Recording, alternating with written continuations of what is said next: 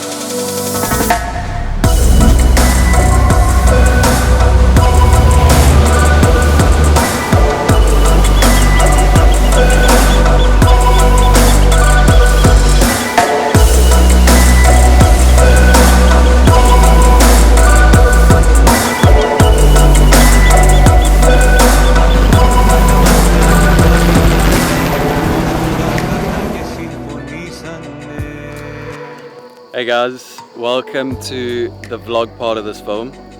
I had to find a bit of a quiet spot just so that, you know, people don't think I'm weird.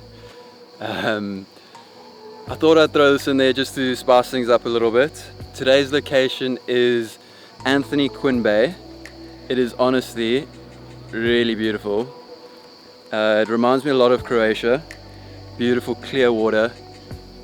It's only a 25-minute drive from my house, so it's a lot closer than what Lindos is, the place that I just showed you, and it's a lot less touristy, but just as beautiful. I'm going to be getting the drone up for you guys for sure, get you a better view of the place. So please let me know in the comments below what you guys think, and thanks for the love, and enjoy the film.